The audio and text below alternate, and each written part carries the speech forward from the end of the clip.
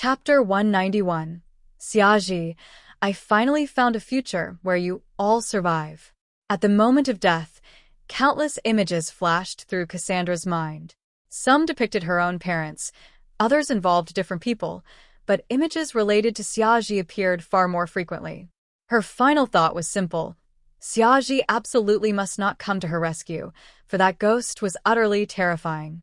The fact that it could interact with physical objects just like Peeves meant it could harm others, yet no one could harm it in return. If Xiaji attempted to save her, he'd be in grave danger. Just as Cassandra's consciousness was fading away, she heard a frantic incantation. Soul Splitter. A shrill scream immediately echoed throughout the dormitory. Thud. Cassandra felt the grip around her throat loosen, and she collapsed heavily to the ground. Cough, cough, cough. She coughed violently, her blurred vision gradually cleared, and she saw Hermione, her face utterly pale. Hermione clutched her wand tightly, eyes fixed nervously on something behind Cassandra. Cassandra snatched up her wand, spun around, and aimed it at the ghost that nearly killed her. Aya! The ghost shrieked shrilly, lunging wildly toward them. Soul Splitter. Another burst of purple light erupted from Hermione's wand. The ghost abruptly halted its advance. The spell whizzed right past its face. Its eyes burned with pure hatred as it glared at Hermione, wishing to flay her alive. You filthy Muggleborn. Die. Cassandra's voice came out hoarse and strained. Her throat had been choked so badly she couldn't even cast spells. She also couldn't utter silent spells. The ghost then grabbed a table and hurled it at Hermione, who barely dodged aside. Yet the ghost closed in on her instantly. Before Hermione could raise her wand, the ghost clamped its hands around her throat. GHK. Hermione's eyes rolled back as she choked. Unable to cast spells, Cassandra stood helpless. Yet she couldn't simply watch Hermione perish. She forced herself to focus, pointed her wand at her own throat, and silently recited an incantation. Reparo. A sharp crack echoed from her throat, followed by excruciating pain. To her shock, the spell actually worked. She swiftly aimed her wand at the ghost. Soul Splitter. Her voice was hoarse, yet the spell rang out crystal clear. Boom. The purple blast struck the ghost dead on. Aya! The creature shrieked again, releasing Hermione. Soul Splitter. Soul Splitter. Cassandra kept unleashing spells at the ghost. Glancing back, she saw Hermione clutching her throat, struggling to breathe. Cassandra rushed over and cast Reparo on her throat. Crack. Hermione gasped deeply. Her airway had been blocked, nearly killing her. Evidently, the ghost loathed Hermione even more, treating her with extreme cruelty. Back to back, the two girls stood trembling, wands raised, confronting the menacing spirit. Strangely, despite all the commotion, no other students seemed to notice. The entire Gryffindor Tower remained eerily silent. Only then did they fully see the ghost's appearance. A hideous, tattered old woman with a broken poison arrow lodged in her left chest. If I can't find him, I'll kill you all first. You're his dear friends, aren't you? Ha ha ha. Cassandra and Hermione gripped their wands tighter. Boom. Tables and wardrobes suddenly flew through the air, aimed straight at them. The ghost hid behind a cabinet. Dodging spells was easy for her, making it effortless to slaughter the two girls. Duck. Hermione shoved Cassandra aside, but herself got crushed beneath a flying cabinet. Hermione. A chest struck Cassandra's hand, sending her wand flying. Her right arm cracked painfully. Her bone had broken. The ghost lunged once more, aiming to strangle her. Seeing Hermione trapped and her own wand miles away, Cassandra closed her eyes in despair. She was doomed. Just then, a familiar voice rang out, angry yet relieved. Soul bind. Boom. Impossible. How dare you bind me? The ghost shrieked furiously. Silence. After that, it fell utterly mute. Cassandra opened her eyes to see Xiaji's familiar figure, his expression full of guilt. Hermione, she's pinned down? With that, Cassandra fainted. Some time later, she slowly regained consciousness.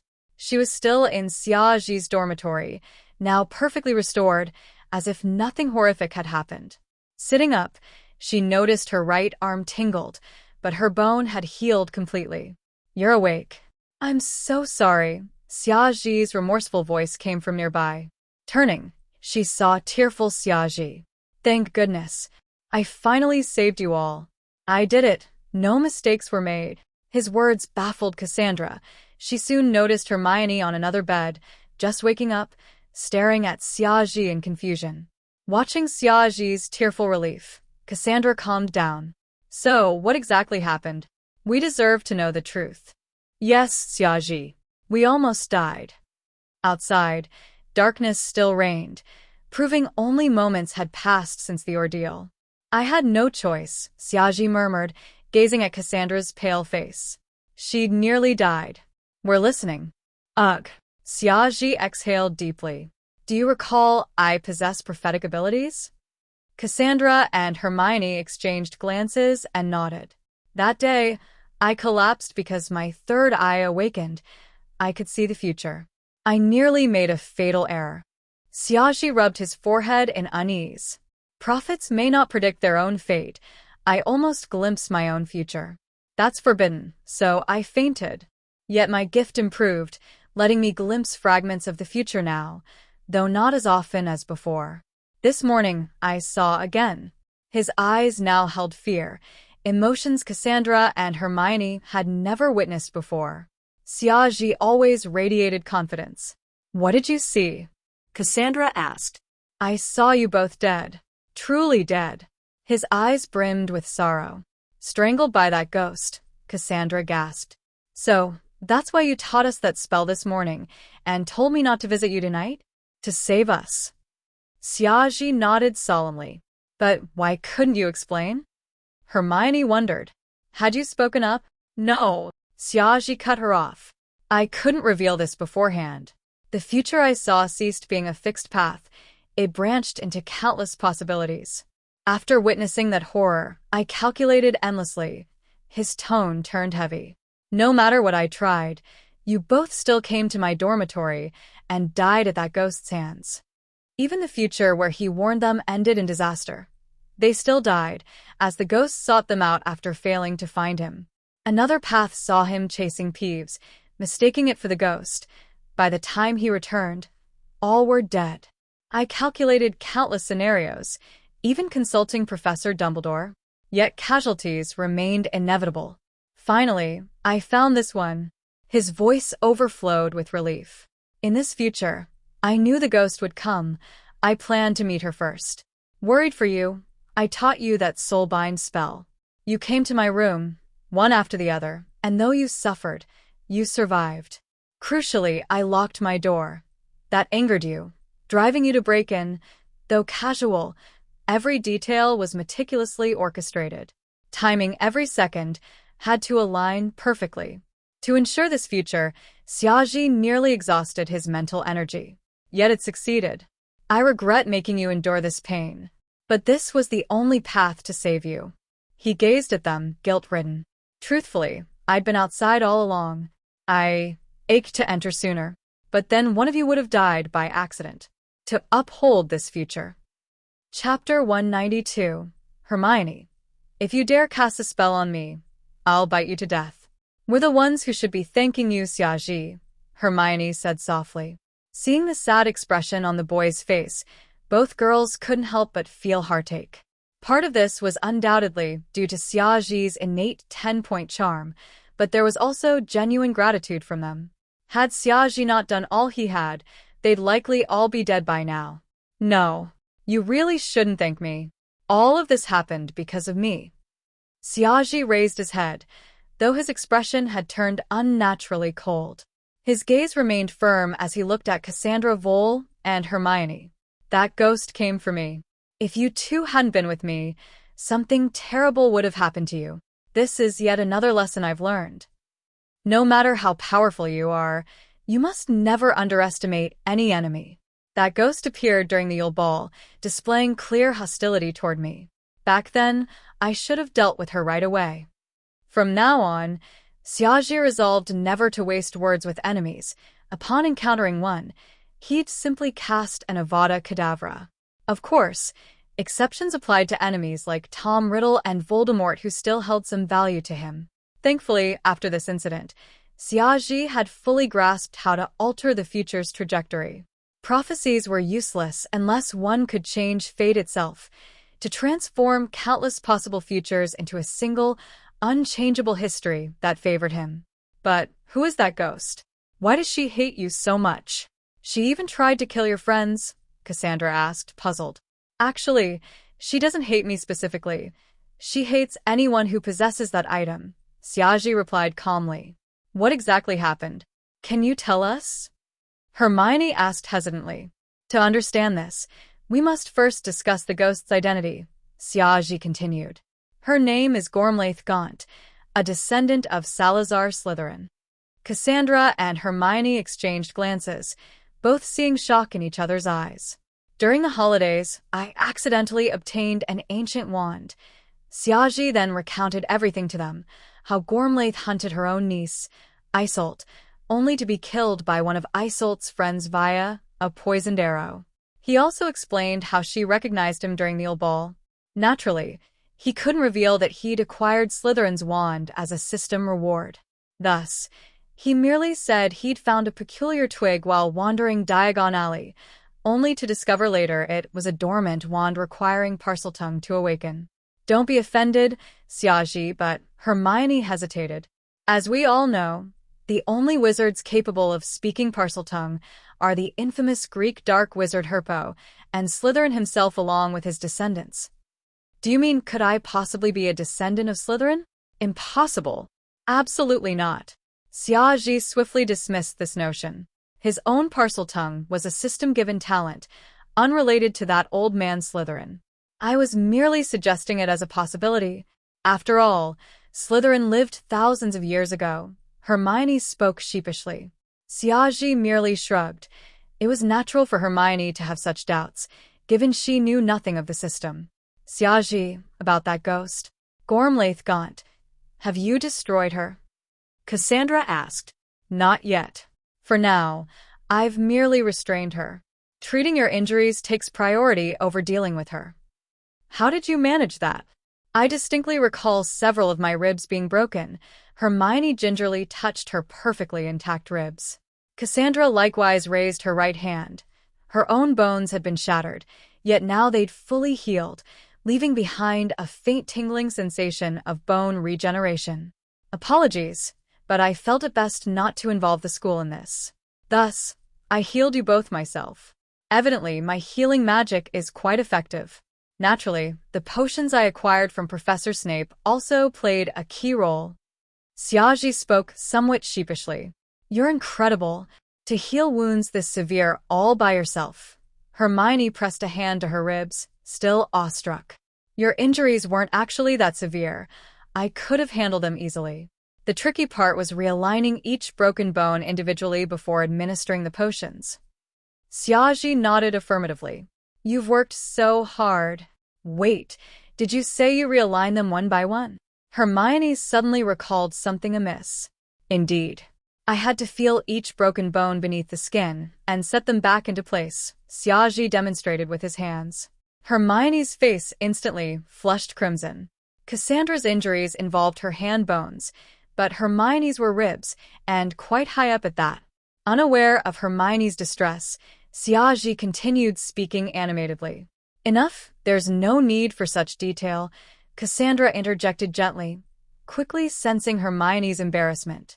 Hermione, what's wrong? Noticing Hermione clutching her injured side, face scarlet, Xiaji finally realized his error. That area truly was rather sensitive. Good heavens, how had he overlooked this? Oh, Hermione? I'm so sorry. I mean, I was merely trying to heal you. I truly meant no harm whatsoever. I know you were trying to help me. I understand completely. I'm not angry. Hermione kept her head lowered, voice barely above a whisper, her face still burning. Ahem, even Xiaji, usually unfazed, felt his cheeks redden slightly in awkwardness. Though she spoke thus, Hermione remained shy. Eventually, she yanked a blanket over her head. Oh, Hermione, if this memory troubles you greatly, I could cast an Obliviate. Just a minor one. Can you please stop talking? Cassandra shot Xiaji a stern glare. You can't use an Obliviate on me. Hermione abruptly yanked the blanket off, glaring furiously at Xiaji. If you dare cast a spell on me, I'll bite you to death. Xiaji had enchanted his suitcase with the same magic as the ceiling of the Great Hall at Hogwarts, allowing it to project the actual sky outside. It remained nighttime.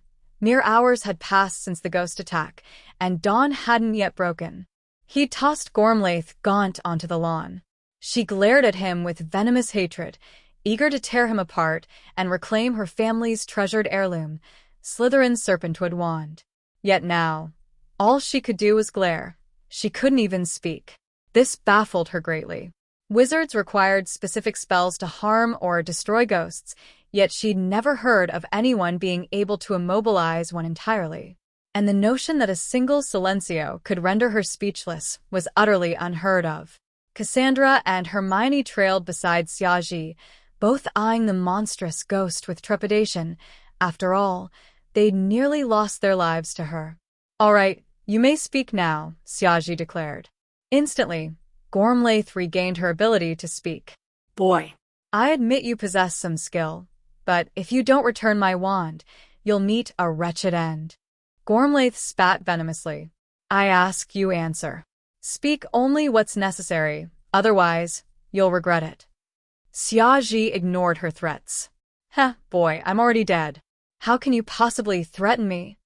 Crucio. Impossible. How can the Cruciatus Curse affect a ghost? The Cruciatus Curse does harm ghosts. Crucio. Xiaji, was that the Cruciatus Curse? Hermione finally couldn't contain herself. Yes. One of the 3 unforgivable curses, Xiaji replied calmly. You shouldn't use this spell. It's dark magic. I'm not saying you shouldn't punish this vile ghost, but we're not dark wizards. If we wield such curses, aren't we no better than them? Xiaji chuckled softly, then turned to Hermione, abandoning the tormented ghost on the ground. How can we possibly be the same? They cast unforgivable curses upon innocent people. We only use them against enemies like her. There's a fundamental difference. But Hermione sensed something amiss in his logic, yet couldn't pinpoint it. Hermione, consider this. During the Death Eater's reign, how many Aurors fell to their Avada Kedavras? How many innocent civilians met the same fate? And do you know when the tide finally turned in that war? It was precisely when the ban on unforgivable curses was lifted. Only when Aurors began employing those curses against Death Eaters did we finally reverse the odds. Hermione frowned. Yet, Hermione, why must good people be shackled by rules while villains act with impunity? Hermione fell deep into thought. True enough, dark wizards wielded unforgivable curses without restraint, heedless of consequences. Yet innocent people fighting back faced strict prohibitions, often falling victim to their foes. Was this truly just? Hermione, some powers must indeed be restricted. But when facing enemies, we must wield them without hesitation to protect ourselves. Against such monstrous foes, we must be even more ruthless than they are. Only then can we truly wound them, instill fear, and curb their arrogance. Only then can we safeguard countless others from harm. Those Aurors of old deserve our utmost respect. They risked everything, employing dark magic to battle Death Eaters, ultimately securing this fragile peace we enjoy today. There's no such thing as eternal peace. It's merely the result of others bearing the burdens so we may live unburdened. Chapter 193. Xiaji, even though my dark magic is maxed out, I'm a white wizard. There was no doubt that Hermione was moved by Xiaji's words. Yet, being a rational young witch, she wasn't completely swayed by him. But this ghost has already been captured by you. You really don't need to torment her using black magic. I've read in books that excessive use of black magic can distort a wizard's psyche. Hermione spoke anxiously. As for using black magic on enemies, I I'm still unsure whether it's right or wrong, but I don't want you to have your mind corrupted by black magic. Rest assured, since I'm capable of wielding these spells, I also have ways to avoid any side effects. But that's impossible. The books say both the Killing Curse and the Cruciatus Curse require intense hatred toward the target in order to cast them. Xiaji cut Hermione off once more. In truth, through my experiments, I found that any strong emotion suffices to cast these two spells. The reason it said that hatred is required is simply because, compared to other emotions, hatred is far more intense and far easier to trigger. Casting these spells through hatred makes it much easier for beginners to succeed, and the spells themselves become far more powerful. All three unforgivable curses had reached maximum level for Xiaji, so his understanding of them was truly exceptional. He could even cast them while feeling pure joy. Xiaji believed this was merely a testament to his extraordinary talent. It certainly wasn't because he was some sort of natural-born Dark Lord or anything absurd like that. He, Xiaji, was destined to be a white wizard. He would absolutely never become a black wizard, even though black magic came to him as easily as breathing. In the original story, after Sirius Black died, Harry attempted to cast the Cruciatus Curse on Bellatrix Lestrange. Yet he failed. This was due to his own hesitation and indecision. At that moment, his emotions were certainly intense, but they weren't hatred. They were pure rage. That alone should have been enough for him to successfully cast the Cruciatus Curse. However, since it was his first time attempting it, he lacked decisiveness. Even as he cast the spell, a trace of doubt remained in his heart. He wondered whether using the Cruciatus Curse was truly right or not. It was this hesitation that caused the spell to ultimately fail. Still, torturing her using black magic, Hermione remained conflicted. Was it right or wrong to use black magic on an enemy? Hermione, I'm no saint. I'm just an ordinary person. She nearly killed my friends. I wish I could flay her alive. That's why Cassandra Vole suddenly spoke up. Since you claim there are no side effects from using black magic, then go ahead and do it a few more times. Xiaji looked at Cassandra in surprise. She nearly killed me. I see no problem with tormenting her using black magic. I want to make her pay dearly. If she dares to try killing me without restraint, why should I show her any mercy?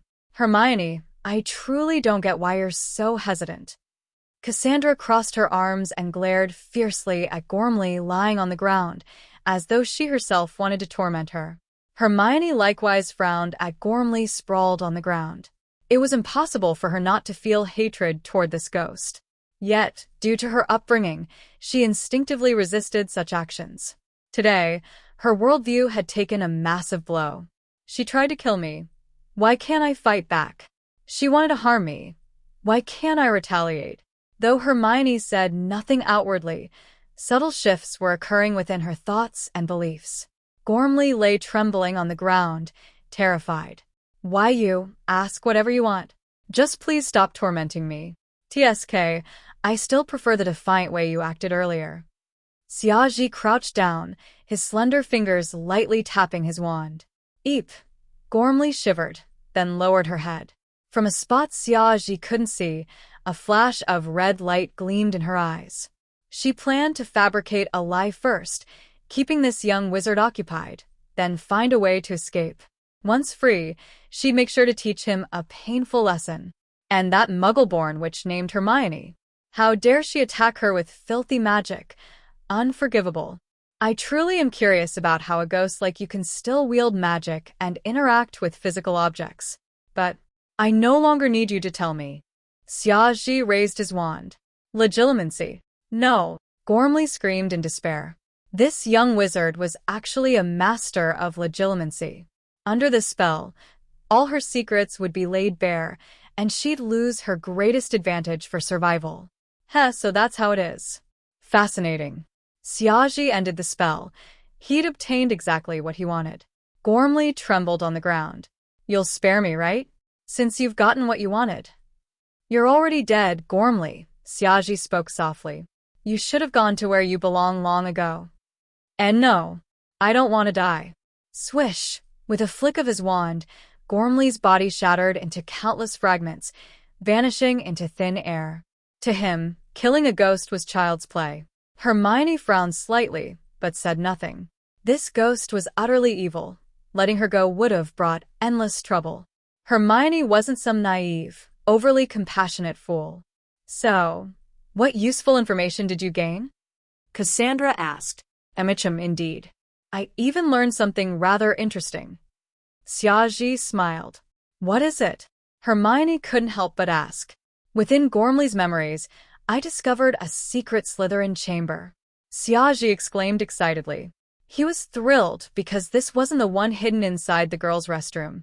This was another chamber left behind by Salazar Slytherin. Gormley had found this chamber back when she was still a student at Hogwarts, and she'd even managed to enter it. Yet, despite wielding Slytherin's own wand and being his blood descendant, she still couldn't pass through that final door. The reason was simple. Her talent simply wasn't strong enough.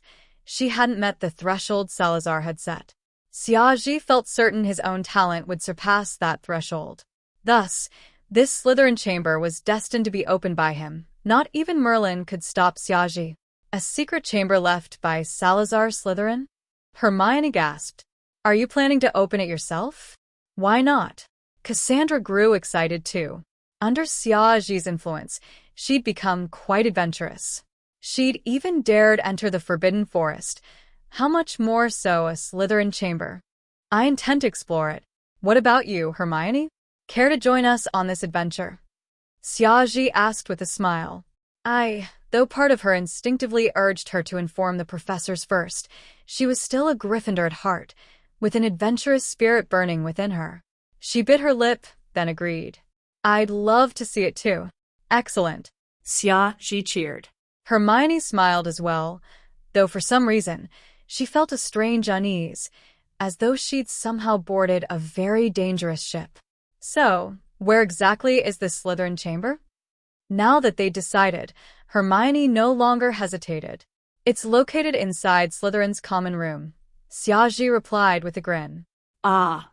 But how do we get in? As Gryffindors, we absolutely can't enter a Slytherin common room unless we're students there. Cassandra frowned, pondering a solution. Xiaji chuckled. I recall there's a potion capable of transforming a person into someone else. Hermione interrupted him. Actually? Are you referring to the polyjuice potion? Cassandra's eyes lit up, cutting in once more. Given our current potion skills, we'll easily brew it. Then we can transform into others and enter the Slytherin common room. That's unnecessary. But we don't have the recipe. Hermione countered. Can't you guys? We can search the restricted section, or even get a signature from Professor Lockhart. Cassandra suggested excitedly. No, but what if we lack certain ingredients? Hermione frowned again. You all. I can ask my family if they've got any. Or we could steal some from Snape's supply closet, Cassandra mused. You guys, exactly. We'll get Xiaji to distract Snape, then we'll. Hermione spoke eagerly. Wait. Can you all listen to me for once? Xiaji pleaded helplessly. Can you obtain the polyjuice potion? Finally, Cassandra ceased interrupting. Geez, why must you all think about transformation? Of course we can't enter the Slytherin common room in broad daylight. Xiaji shrugged. We'll only act when it's dead of night and no one's around. Ooh. Cassandra and Hermione instantly blushed. Had Gormley somehow messed with their brains? They hadn't even considered such a basic detail. Even if transformed into Slytherin students, they still couldn't openly access their common room under anyone's watch. If they'd only act when no one was present, why even bother with transformation? All they needed was an invisibility spell while it was quiet and all Slytherins were asleep. You two seem to let excitement cloud your judgment. Xiaji shook his head in exasperation. An invisibility spell's enough. But what if someone stays up late in the Slytherin common room? Hermione asked once more. That's easy. Xiaji waved his wand, and his body began to grow taller. Moments later, a very real Severus Snape stood before the two girls. At first sight, Hermione nearly suffered a heart attack. She thought Snape had used Polyjuice Potion to impersonate Siaji. Only when she saw that unmistakable, Snape-like smirk on his face did she realize this was still Siaji himself. Is this what you described in your paper? Human transfiguration? I thought it only applied to animals.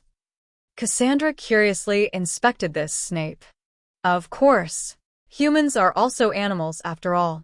I'm glad you remember my paper. Miss Vole, Gryffindor gains 5 points. Siaji spoke in Snape's signature tone, each word deliberate and cold. His flawless imitation instantly made both girls burst into laughter. You should revert now. Professor Snape's appearance is, Hermione frowned, struggling to find the right words. Siaji returned to his original form. True, Snape's perpetually grim expression was intimidating. Many students instinctively feared him. Seeing Siaji back to normal, Hermione visibly relaxed. So, what's your plan? It's perfectly normal for Snape to be in the Slytherin common room. Once there, I'll simply send them all back to bed. But what if you happen to run into the real Snape? Cassandra pressed. I'd knock him out, then cast and obliviate. Just kidding. Of course I've got ways to ensure he'd rather stay in his office. Siaji spoke with utter confidence. Chapter 194. Siaji, Harry, you may need to change dormitories. What you meant was that Professor Snape would be reluctant to leave, not that he had no way to leave at all. Cassandra keenly caught onto the key phrase. Did you somehow find Professor Snape's weak spot? Hermione asked curiously. Exactly. All it takes is a little trick, and it might even be quite entertaining, Siaji replied, his lips curling slightly upward. I have a feeling someone's about to suffer again. Every time he smiles like that, someone ends up in trouble. I recall last time it was Harry.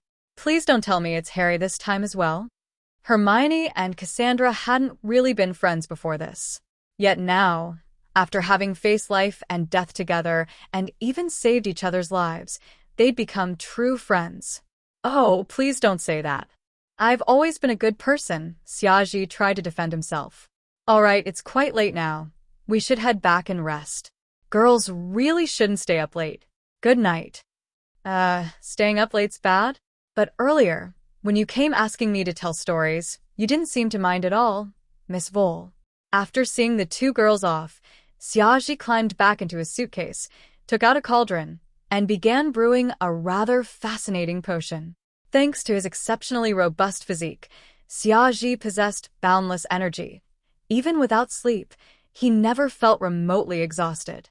He enthusiastically tweaked a rather interesting potion recipe he'd found in the forbidden section.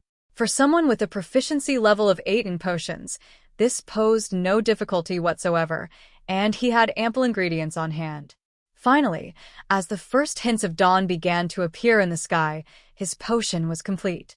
Gazing at the clear, pale blue liquid within the glass bottle, Siaji gave it a quick sniff. A sweet fragrance wafted toward him, and he nodded in satisfaction. Perfect, utterly successful. He eagerly anticipated the effects of this potion labeled 057. His lips curled once more into that signature, utterly harmless smile, one devoid of any malice whatsoever. The trio had set the date for entering the Chamber of Secrets 2 days hence. Given all the terrifying events that had occurred that night, both girls needed some time to recover. Siaji saw no objection to this. It gave him ample opportunity to make further preparations. Over those 2 days, he crafted several alchemical charms using his considerable skill. Who knew what secrets lay hidden within Slytherin's long-sealed Chamber of Secrets?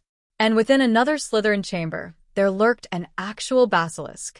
Siaji silently reminded himself never to place any trust in Slytherin's character. That old man was downright wicked. The 2 days swiftly passed, and today was the day they planned to act. Cassandra and Hermione both wondered fervently what method Siaji would employ to ensure Professor Snape remained reluctant to leave his office. It was another weekend, and Harry was comfortably seated on a plush sofa before the fireplace, playing wizard's chess with Ron. Harry, Siaji is looking for you. He wants you to head to his dormitory now. He'll be right back. Neville Longbottom approached and spoke to Harry. Oh, thank you, Neville. Harry stood up joyfully. He'd been losing at chess 10 times in a row, and this latest game seemed headed the same way. He was deeply grateful Neville had freed him from it. Compared to chess, Harry much preferred learning new dueling techniques from Siaji. As long as Siaji didn't drive his car, Harry genuinely enjoyed spending time with him. "All right, I'll wait for you to return so we can keep playing," Ron muttered dejectedly. "No need, Neville. Why don't you take my place?" Harry promptly plopped the bewildered Neville down onto his original seat. Glancing at Neville's hopeful expression, Ron couldn't bring himself to refuse. Very well. He resolved to go easy on him, deciding to softly dominate Harry at chess. Harry made his way toward the boys' dormitories and arrived at Siaji's door.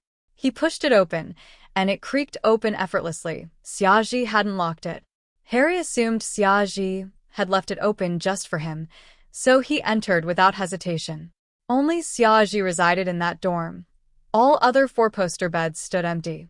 Harry had once greatly envied Siaji's solitary room, yet now he realized how lively multiple occupants made a space feel.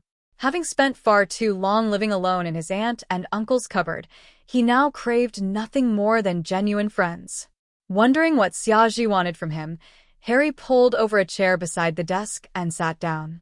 Suddenly, he noticed a deep blue beverage on the desk, exuding an irresistibly sweet aroma that tugged at his senses.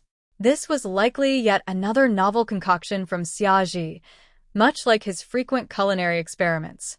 Harry mused to himself. He wondered what this drink tasted like. All of Siaji's new recipes turned out delicious, so this must be equally delightful. A sudden thirst struck him. Peering at the beverage, he felt an overwhelming urge to drink it at once.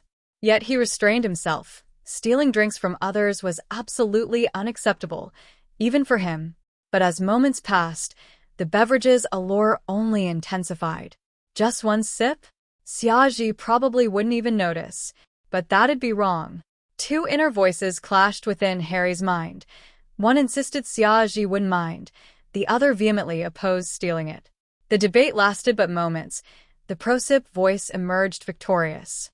Checking the doorway, Harry saw no sign of Siaji's return. Cautiously, he lifted the drink and took a tiny sip. Rich, sweet. Harry swore he'd never tasted anything so exquisite. That single sip proved utterly insufficient. He drained the entire glass. Setting it down, he felt both ashamed and elated. It was simply divine. How could any drink be this good? Eyes closed, Harry savored the lingering sweetness on his tongue. Then, a strange itch struck his face and his hair. Opening his eyes, he touched his hair and realized it was changing. This must be some sort of playful effect from Siaji's drink. Siaji often collaborated with the Weasley twins on food items designed for pranks, like canary creams. Thus, this beverage's effect was presumably lengthening hair. Amused, Harry plucked a strand to inspect it. Huh. Why's my hair turning red? Can this drink alter hair color too? Still oblivious to the true danger, Harry assumed this was yet another whimsical experiment by Siaji and the Weasleys. Given how delicious it was, a bit of hair lengthening seemed harmless. It'd revert shortly, just like the temporary golden hue from canary creams. Then he noticed his hand, the one gripping his hair, had shrunk. More precisely, it had become slender and delicate. What on earth? Could this drink also induce weight loss?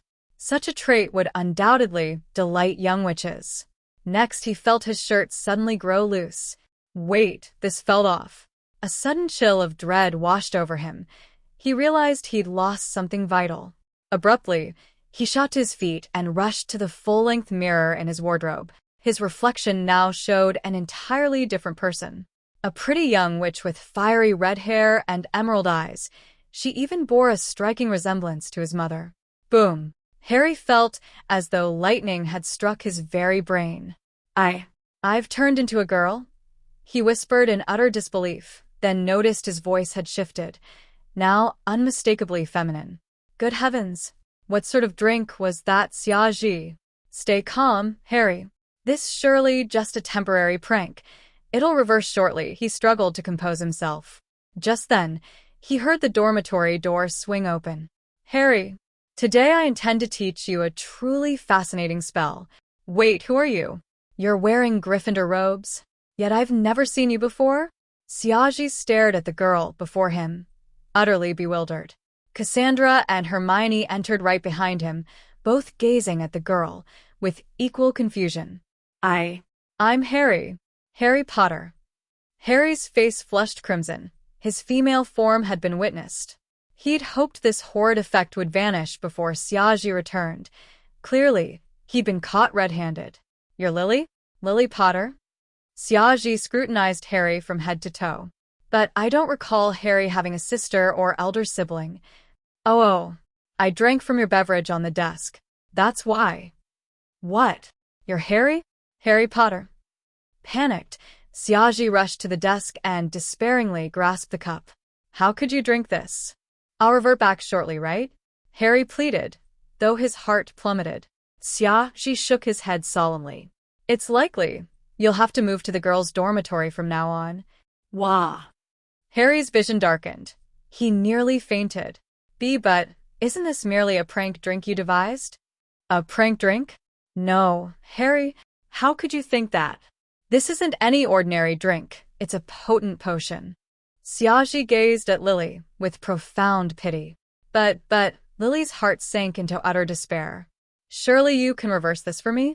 I'm sorry, Lily. I'm powerless to help. Perhaps Professor Snape might know how to reverse it, Siaji declared with feigned solemnity. Yet Cassandra caught the fleeting, almost imperceptible upward twitch of his lips. Chapter 195. Snape is shocked. Lily? At this point, Cassandra and Hermione finally understood what was going on. Clearly, the unlucky victim this time was still Harry, or rather, now it was Harry. But would Harry turning into a girl really make Snape reluctant to leave his office? Hermione couldn't quite grasp it, but Cassandra knew some things from the past and had even seen a photo of Harry's mother, so she managed to piece things together. Oh no. But Siaji, why did you leave a potion like that there? Harry moaned in despair. My little snowball told me last night that it no longer wanted to be a male owl, so... Siaji spoke casually. Though Harry thought his excuse sounded pathetic, there was no way Siaji intentionally made her drink that potion. After all, he'd never harm her, right? Having ruled out the obvious answer, Harry kept blaming herself. It wasn't Siaji's fault. She alone was to blame for her own greed, sneaking off to drink the beverage he'd left on his desk, a potion no less. Does this mean, from now on, I'll only be... Harry suddenly imagined countless possibilities. What would her classmates think if they saw her as a girl? How would Ron and Neville react? And Aunt Petunia and Uncle Vernon? What about Dudley? Siaji forcibly suppressed the urge to grin uncontrollably. Ahem. Professor Snape is a master potion maker. He'll definitely find a solution. Please don't lose hope. The effects of this potion were temporary, lasting only about a day. After that, she'd revert to her original form. Of course, that single day was more than enough. Just imagine, when Snape saw a miniature version of Lily standing right before him, would he ever dare leave his office that night? If Harry truly became Harry, even Voldemort himself wouldn't deter Snape. He'd brandish his wand and cast an Avada Kedavra right at the Dark Lord. As for why Harry drank that potion, Siaji had quietly cast a confusion spell on her. We must act quickly. Let's head to Professor Snape at once. If we wait too long, she might not revert back. Let's go now. Harry hurriedly rushed toward the door. Wait a moment, do you plan to go out like that? Siaji sized Harry up from head to toe. What else can I do? Harry was utterly flustered. The common room was packed with people. They'd all be stunned to see the legendary savior transformed into a delicate, adorable girl. Absolutely no one can see you like this. Could you fetch my invisibility cloak for me? Harry pleaded tearfully. No need. Just follow me. I'll cast a disillusionment charm instead. It's far safer. What if your cloak got blown away by the wind? Siaji cast the spell on Harry and then led her toward Snape's office. Watching them leave, Hermione turned to Cassandra in utter disbelief. Is Harry really going to become our new roommate? All along the way, Harry walked in constant fear. What if Siaji's spell malfunctioned? What if she bumped into someone while invisible? What if someone somehow saw through the enchantment? And what if Professor Snape couldn't reverse the transformation at all? Harry's mind swirled with anxiety. Finally, the relatively short journey came to an end. Staring at Snape's office door, Harry felt deep reluctance. Every previous visit here had ended in disaster. She still vividly recalled her punishment last time. Truly unbearable memories. Could Snape truly help her? If he learned the truth, he'd probably mock her mercilessly. Had it not been for the sheer embarrassment of being seen like this by classmates, she'd have preferred seeking help from Madame Pomfrey at the infirmary. Knock, knock. Xiaji knocked on the door with practiced ease. Who is it? It's me. Harry's face twisted in despair. With Xiaji knocking like that, how could Snape possibly pay him any mind? He'd undoubtedly order him to leave at once. Yet, to Harry's astonishment, the door swung open instantly. Snape glanced around Xiaji and, seeing no entourage trailing behind him, exhaled in relief. The last time Xiaji had visited him during daylight hours, he'd brought along a whole crowd, driving Snape to near fury. He'd even deducted 20 points from Gryffindor. Snape had agonized over that loss for ages. Only after retrieving those points from Potter had he finally felt some semblance of peace. What is it? May I come in? Xiaji pushed the door open as he spoke. Snape eyed him with deep suspicion, frowning slightly at how wide the door stood now. Xiaji led the invisible Harry inside. His disillusionment charm was so potent that even Snape couldn't perceive her presence. Professor, Xiaji began acting coyly. Speak quickly. Snape's expression darkened as he returned to his seat, though now, before Xiaji, sat a cup of tea emitting eerie green smoke. Xiaji wisely refrained from touching it. Heaven knew if Veritaserum lurked within. Snape certainly wouldn't hesitate to use such tricks. Ahem. I've gotten myself into trouble, Professor? Snape narrowed his eyes at Xiaji. I recall you're not a Slytherin student, correct? If you've caused trouble, you should see Professor McGonagall, not me. This involves a potion-related mishap. And when it comes to potions, I believe no one at Hogwarts surpasses you in expertise. Humph. Snape scoffed dismissively, though Xiaji detected a hint of amusement in his tone. What sort of trouble have you caused? Well, I came across an obscure potion recipe and brewed a batch. Before testing its effects, urgent matters called me away, so I left it on my desk. Harry screamed inwardly. This wasn't what he'd told her. He'd claimed his owl had turned into a female owl. And then Harry drank that potion. Crack. Snape shot upright, voice trembling. That potion, wasn't it lethal, was it?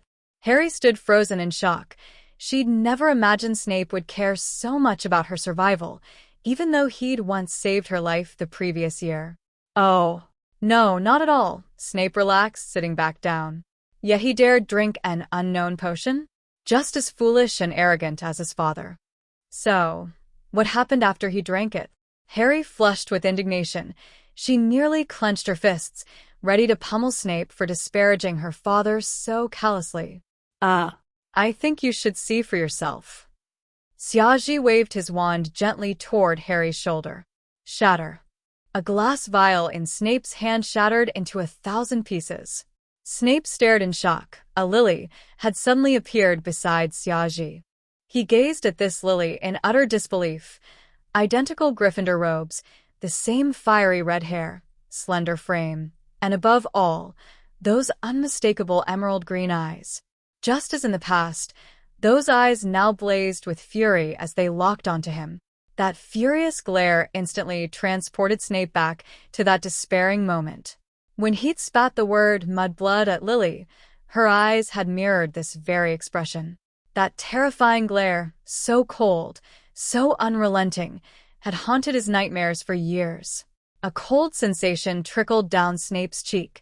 Trembling, he slowly approached. Lily stumbled backward in panic, all anger evaporating. Only then did Snape snap back to reality. What's going on here? Well, clearly, I accidentally turned Harry into a girl. I can't reverse it, so I figured you'd know how to change her back, Professor. Xiaji feigned desperation. Surely you can help her, right? Otherwise, I might get expelled. Snape remained transfixed by Lily. Softly, he murmured the recipe. Siaji promptly handed him a scroll. Snape took it, tossed it onto his desk without a glance. You may go. As for Potter, Miss Potter, you'll stay here for now. Oh, okay. Siaji reluctantly stood. Harry shot him pleading glances, begging him not to leave. Yet Siaji merely offered a reassuring nod before heading to the door. Yes, you're adorable now, but I'm a normal boy. I feel absolutely nothing amiss. Sit. Please sit down. Snape's speech faltered. Care for some tea? Or perhaps pumpkin juice? Harry stood utterly bewildered. Had she misheard? Snape called her Miss Potter, invited her to sit, and even offered her tea? Impossible. Utterly impossible. Was this a fake Snape? Someone impersonating him? Snape noticed the cup meant for Siaji, still steaming with that eerie green vapor. Ah. That won't do. I'll fetch you another. Hearing this, Siaji spun around, glaring at Snape. You sneaky bastard, you spiked my tea, didn't you? I'll settle this with you later. Furious, he slammed the door shut. Snape ignored him, gently addressing Harry.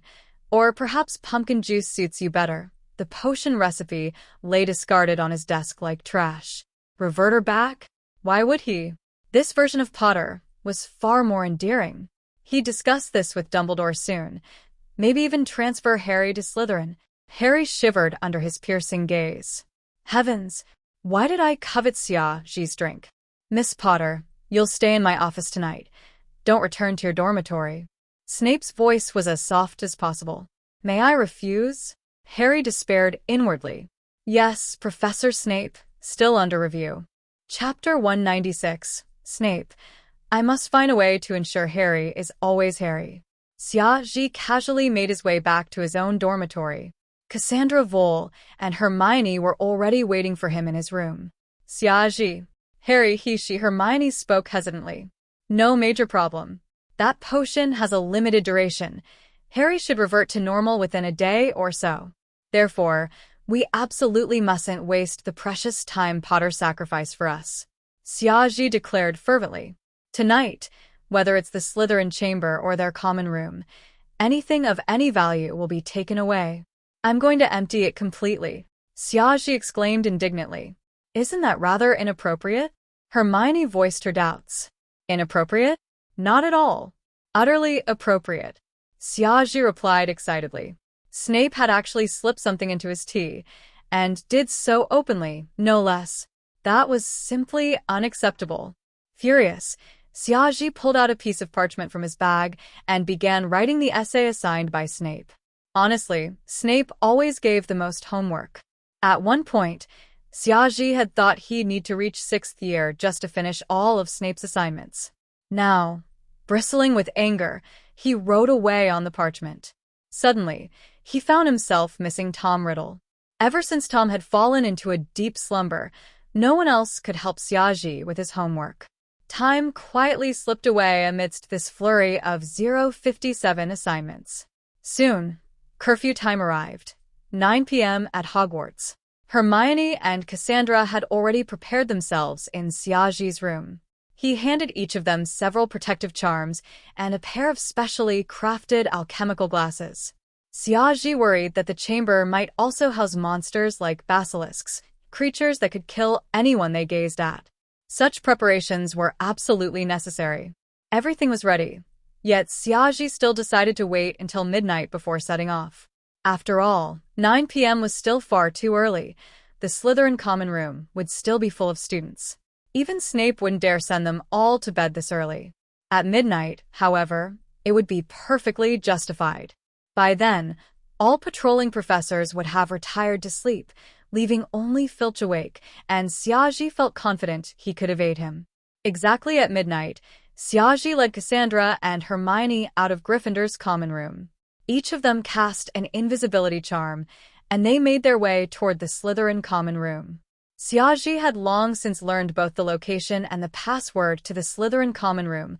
House elves were among the most familiar creatures in this castle, and Siaji happened to enjoy a good rapport with them. Cassandra and Hermione trailed behind him, gripping his robes tightly. Since they were invisible, if they lost contact, they'd have no way of finding each other. They lacked Xiaoji's ability to see through invisibility charms. Upon passing Snape's office, Xiaoji took a quick peek inside. Even now, Snape was still awkwardly chatting with Harry. Seeing this, Xiaoji knew he had nothing to worry about. He then led Cassandra and Hermione onward to the Slytherin common room. They walked briefly before stopping beside a blank, damp stone wall.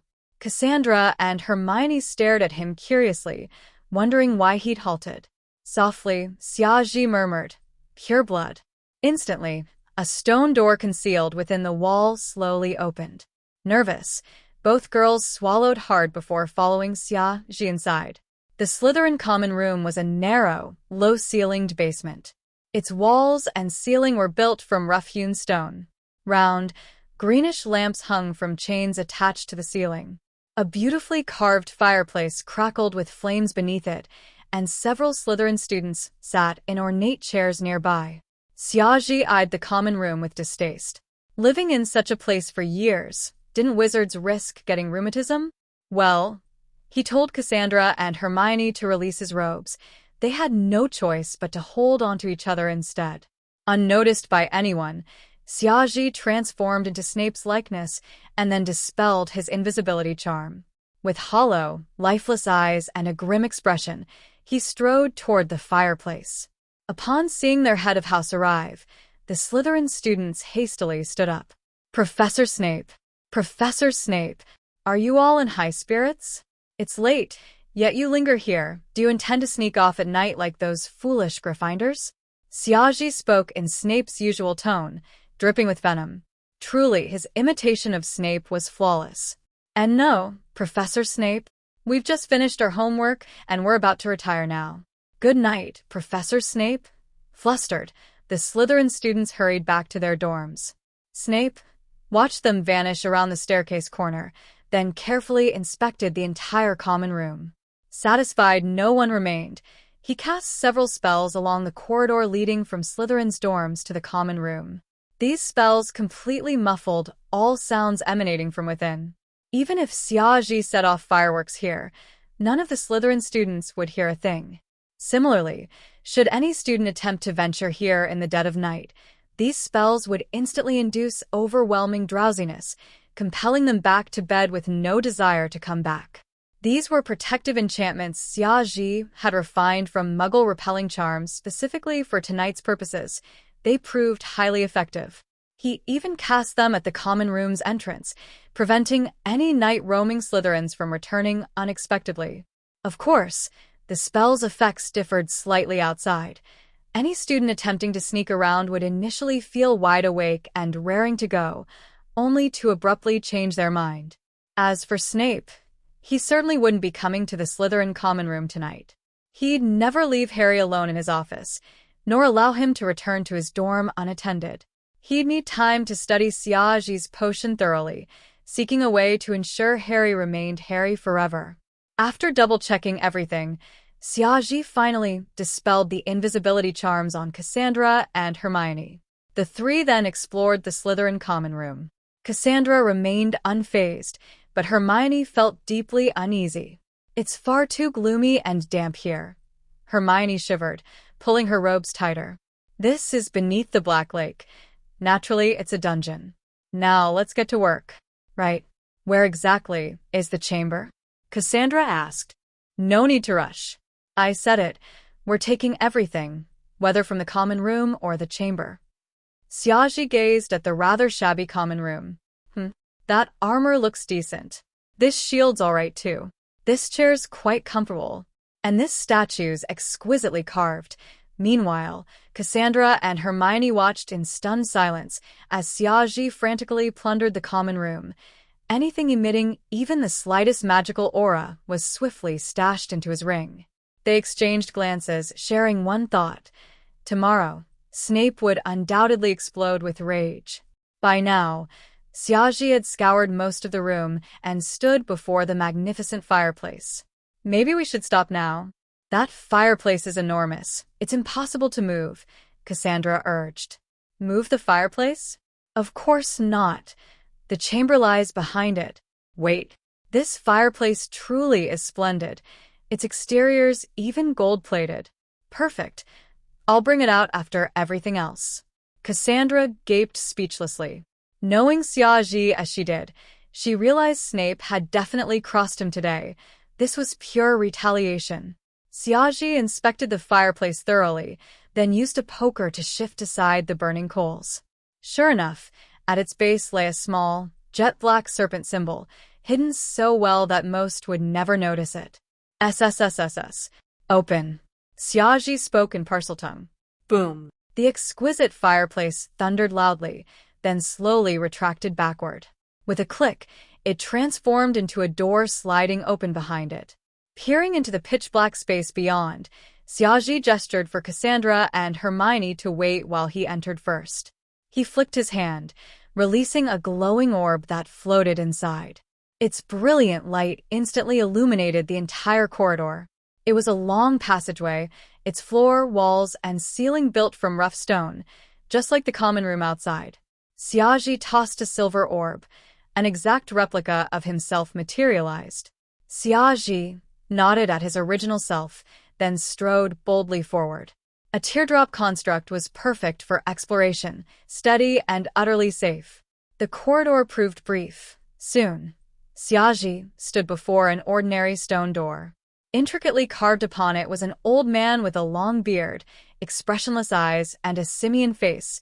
Xiaji guessed this depicted Salazar Slytherin himself. The teardrop construct reached out, touching the door's handle.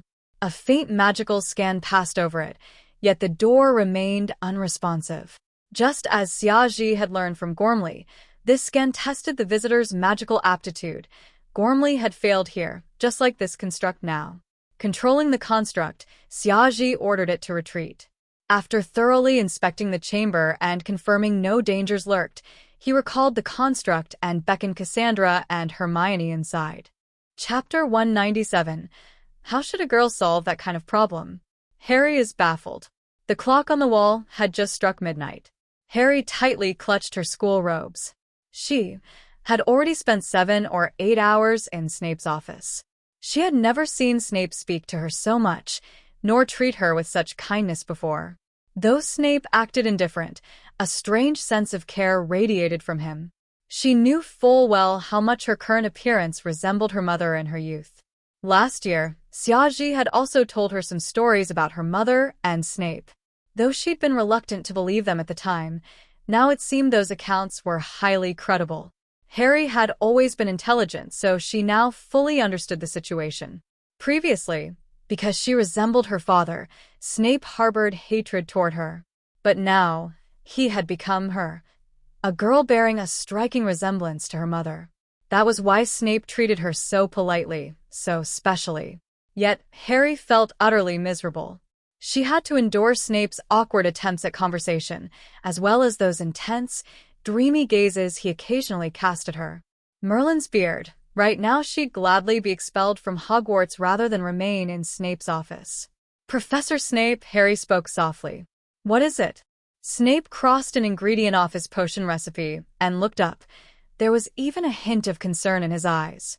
I'd like to use the restroom. Harry resorted to the classic bathroom excuse. Even if it only granted her brief respite from Snape's sight, it was better than nothing. Snape nodded and pointed her toward the restroom's direction. Relieved beyond measure, Harry slipped out of Snape's office and hid inside the restroom. Truth be told, she really did need to use the bathroom. After all, she'd spent so long in Snape's office and drunk quite a bit. But when she performed her usual routine, intending to resolve the issue, she froze. As a girl, how exactly was this problem solved? She had absolutely no experience whatsoever. Xiaji led Cassandra Vole and Hermione briskly into the secret chamber Slytherin had prepared for his descendants. Xiaji believed that Slytherin's descendants would certainly have known of this chamber.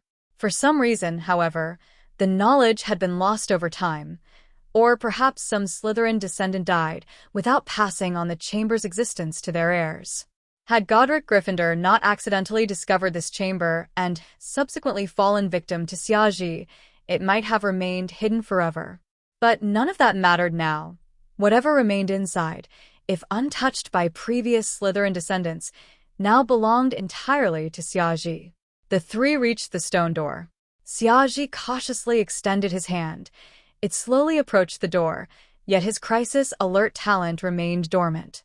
This proved there was no special bloodline magic on this door designed to identify Slytherin's heirs. No wonder Slytherin had been so confident. He'd never imagined that thousands of years later, someone like Xiaji, a non-descendant who spoke Parseltongue, would appear and even locate his chamber. Without Parseltongue, one couldn't even enter the first door. Thus, Slytherin saw no need to add bloodline-identifying magic to the second door. That overconfidence worked perfectly in Xiaji's favor. Xiaji gently pressed his palm against the stone door. Once again, faint magical energy appeared, sweeping across his body. Calmly, Xiaji allowed the energy to scan him. His crisis alert talent only failed when he used divination to predict his own future. Vum! Following the magical scan, the stone statue of Slytherin on the door suddenly ignited 2 emerald flames in its eyes. Creak! Without resistance, the stone door swung open on its own. Only those possessing exceptional magical talent, Slytherin's true descendants, could enter this chamber. Xiaji, with his extraordinary abilities, easily met those criteria. Even after opening, the chamber remained shrouded in white mist, obscuring whatever lay beyond. Xiaji calmly stepped through the mist, walking in as if returning home. Hermione and Cassandra exchanged glances, then nervously followed suit. They too had felt that faint magical scan. Evidently, their talents were equally outstanding, meeting Slytherin's requirements. Thus, they smoothly followed Xiaji through the misty doorway. Had Slytherin known that a non-descendant had opened his chamber, and worse, that this person had brought along a filthy-blooded, muggle-born girl, his coffin would have certainly burst open. The moment Xiaji entered, the stone chamber lit up. Magical lamps dormant for millennia ignited automatically. Ahead stood a stone pillar engraved with words, "Absolute Purity." Beneath that phrase, smaller text read, "Slytherin's descendants entering this chamber may not take any items within. Failure to comply brings dire consequences." Xiaji's eyes gleamed upon reading this.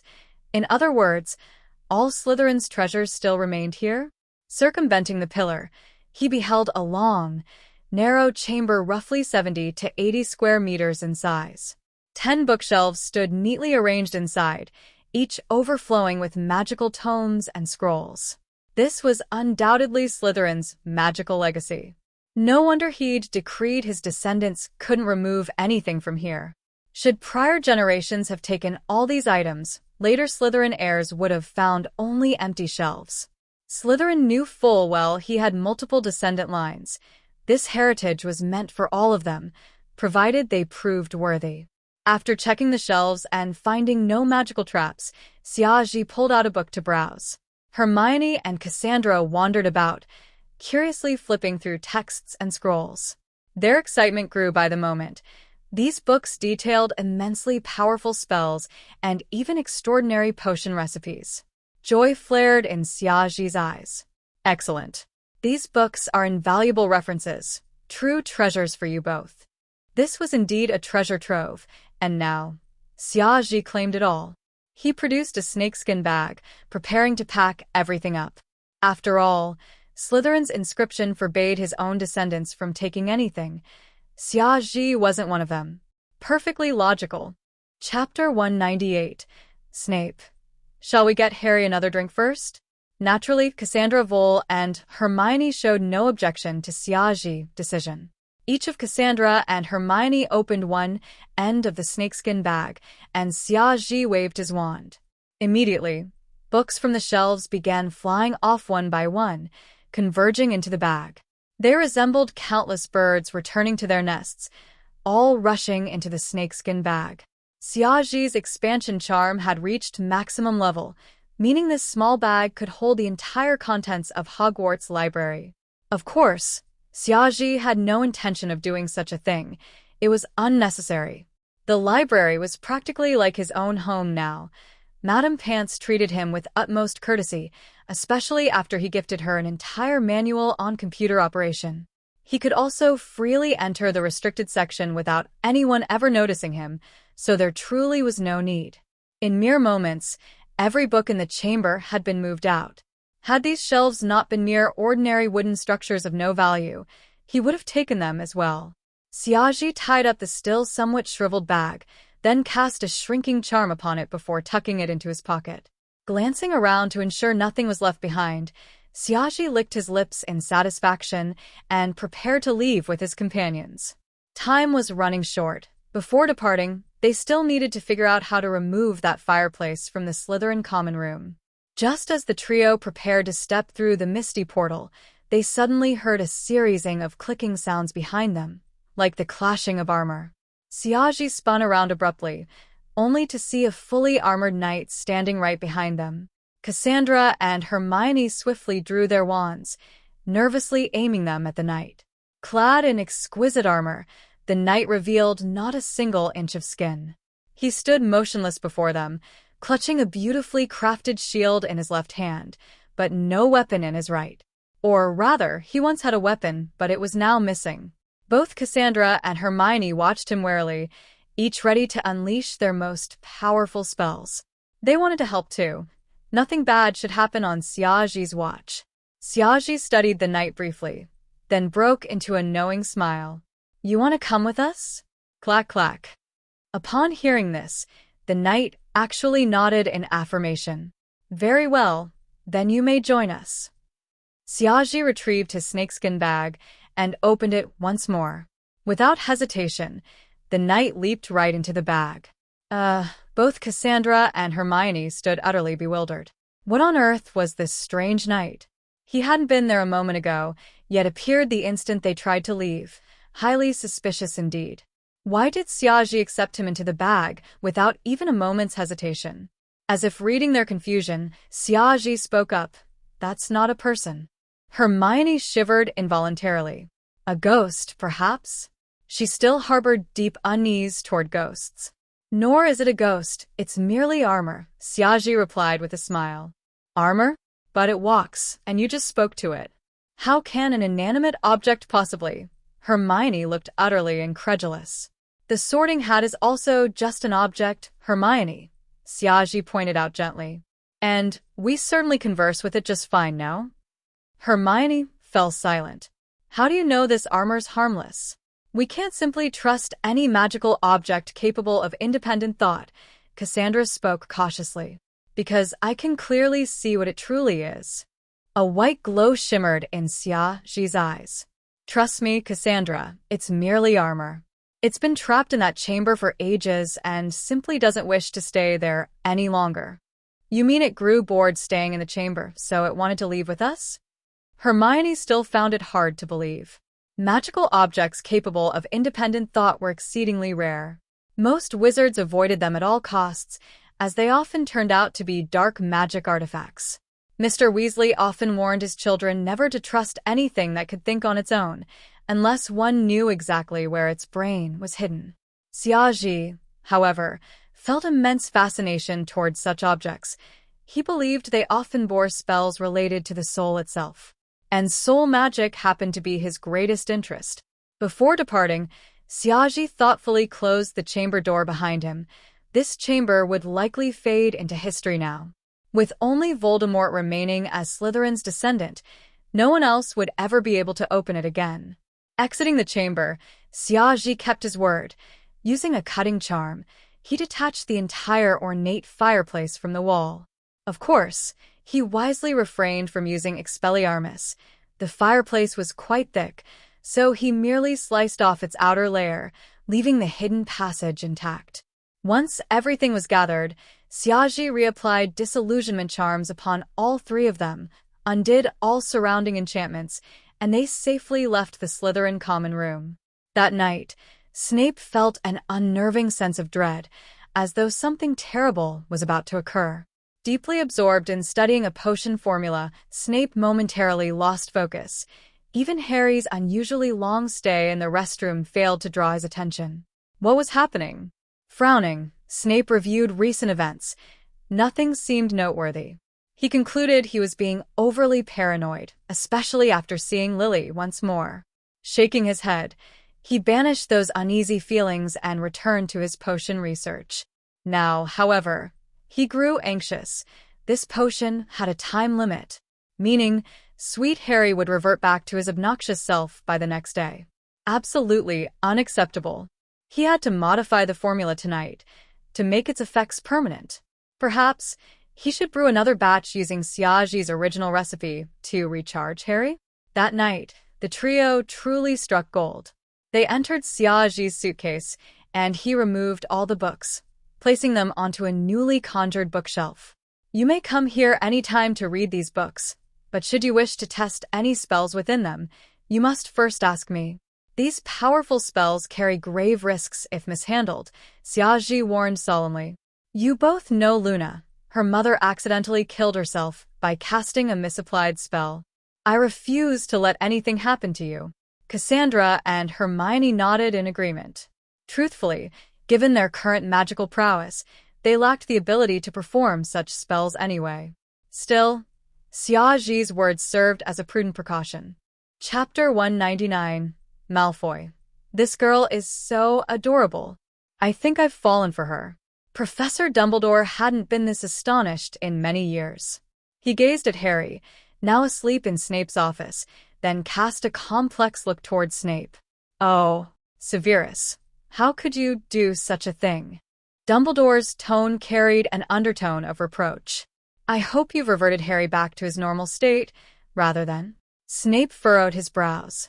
Do you really think I turned him into this? Well, isn't that the case? Dumbledore glanced once more at Harry on the bed. It was obvious this transformation had occurred after consuming some special potion. Within all of Hogwarts, aside from Snape himself, Dumbledore truly couldn't think of anyone else capable of concocting such a marvelous potion. Moreover, he understood better than anyone the obsessions that consumed Snape's heart. Just look at Harry's current face. It bore such a strong resemblance to little Lily. Of course not. I possess no such ability, Snape replied without hesitation. Oh, Merlin's beard. This is the first time I've ever heard you admit such a thing. You're actually showing weakness in the field of potion-making. Dumbledore exclaimed in amazement. Tonight, Dumbledore had already been astonished multiple times. Though I hate to admit it, it's the truth. I simply cannot decipher the formula behind this potion. So, who on earth brewed this potion, and how did Harry end up consuming it? Dumbledore asked curiously. Tonight, Snape had suddenly approached him, requesting 2 days of sick leave for Harry Potter. Instantly, Dumbledore realized something significant had occurred. Snape requesting sick leave for Harry Potter?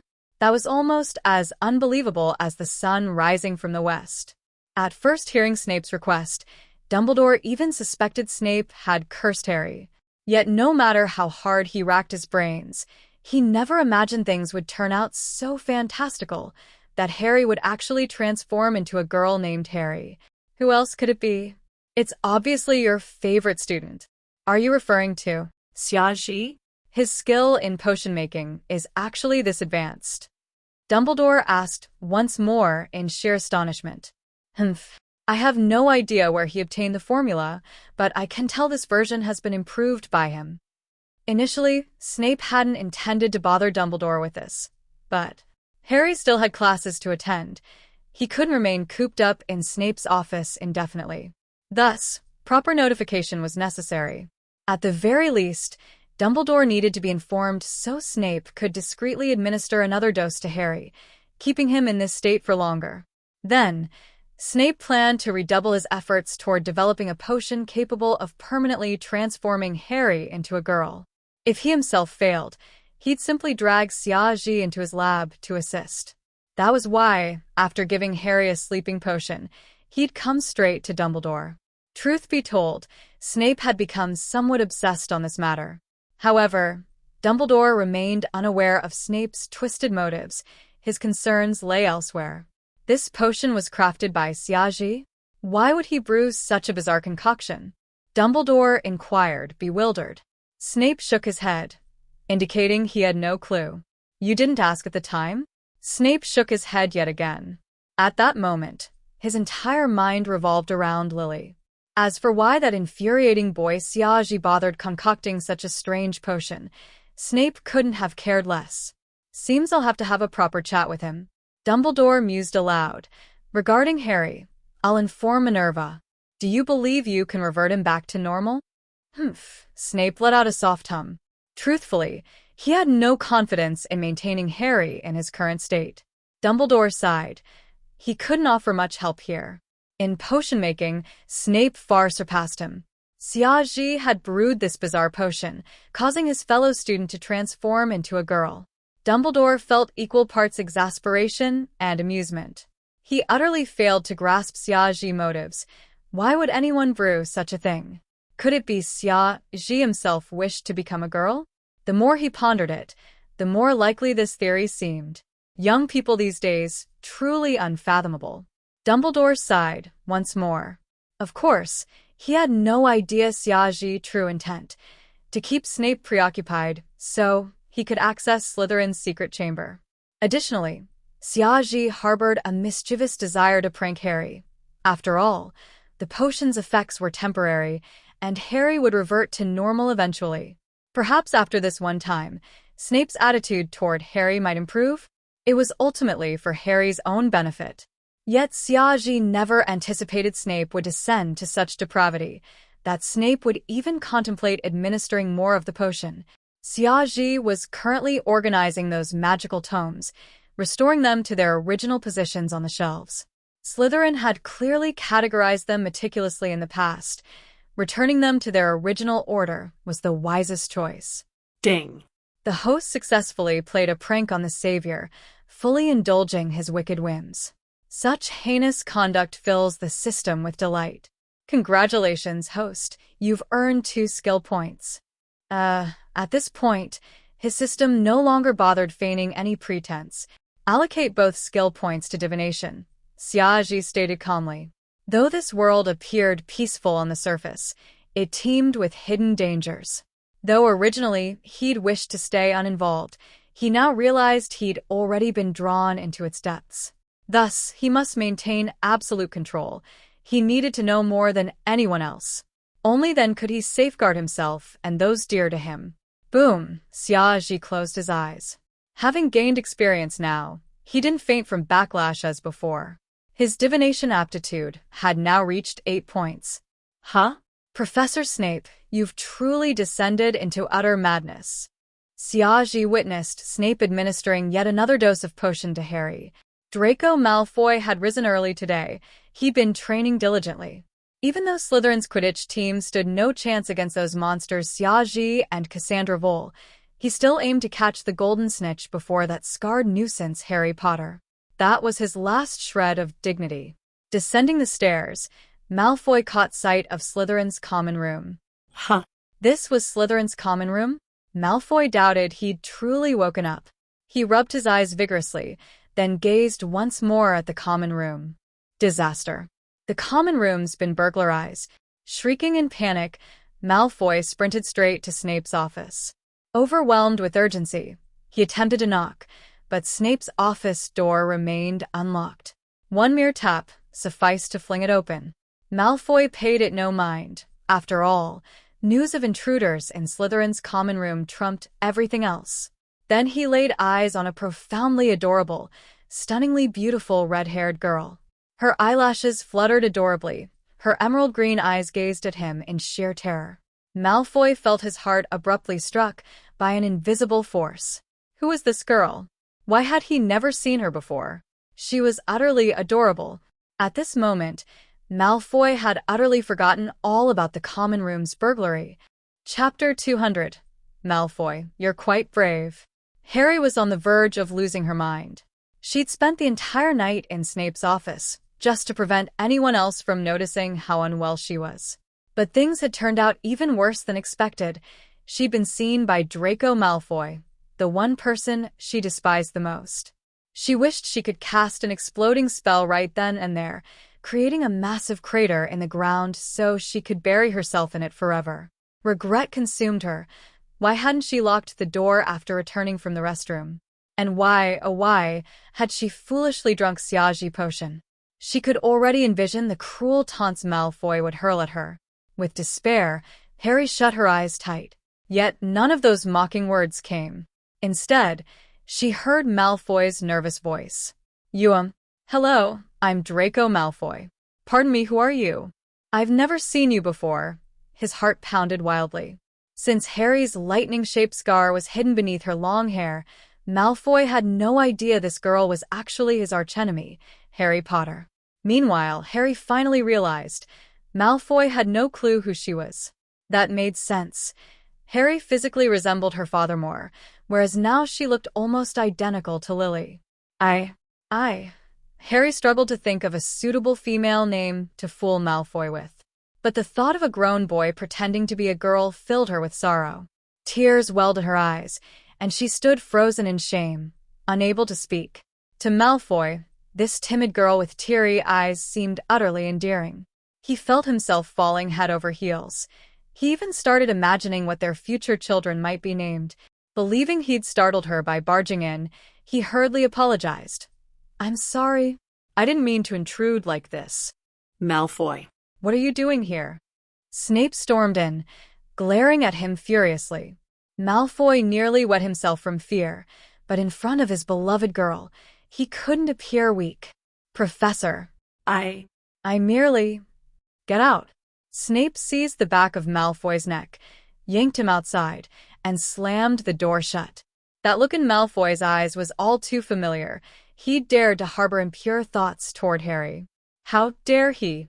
Regretfully, Malfoy watched as his idol vanished behind Snape's door. That's when he recalled the Slytherin common room theft. You dared enter my office unannounced. You clearly deserve detention. And no, Professor, this time, I came to inform you. The Slytherin common room was robbed. Snape frowned, his hollow eyes studying Malfoy intently, searching for any sign of deceit. T-Sage. Follow me. Swirling his black robes, Snape strode toward the Slytherin common room. Malfoy glanced back at Snape's door 3 times, desperate to catch another glimpse of the girl. But Snape abruptly turned, grabbed him by the collar, and pulled him close. Let me warn you. Forget everything you saw in my office, or else. Snape's voice dripped with menace. Trembling, Malfoy shook his head vehemently. I'll tell no one, Professor, he vowed.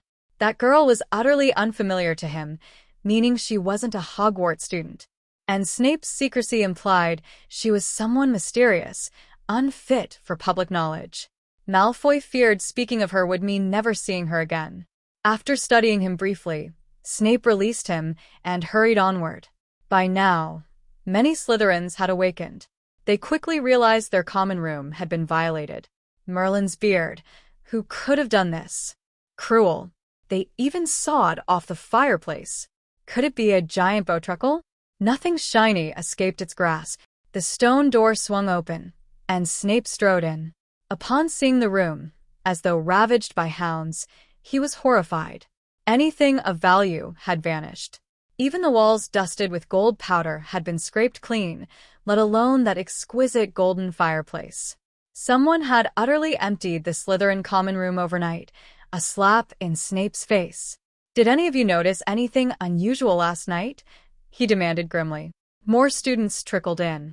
Those sent back to bed by the fake Snape, actually Siaji in disguise, remained silent. They'd seen nothing amiss in being ordered to bed at midnight. Their silence cost Snape the sole clue. Are you all pigs? Sound asleep while your common room was destroyed. None of you sensed anything. His expression darkened further. No one dared speak. Snape surveyed his disappointed students. Listen well. Not a word of this theft must leave these walls. All nodded fervently. This was deeply humiliating. A thief had struck right under their noses. Snape flung his robes and vanished like a bat from the room. He must inform Dumbledore. This was grave. If thieves could breach their sanctuary, students' lives were at risk. He ascended to the 8th floor and entered the headmaster's office. Dumbledore sat at his desk, savoring cheesecake. Severus, has Harry recovered? I've come to report a far graver matter. What is it? Upon seeing the Slytherin common room state, Dumbledore's demeanor turned grave. His fears mirrored Snape's. Someone had infiltrated Hogwarts with terrifying ease. This was dire indeed. Meanwhile, Xiaji sat in the Great Hall, enjoying breakfast. Then, a faint smile graced his lips.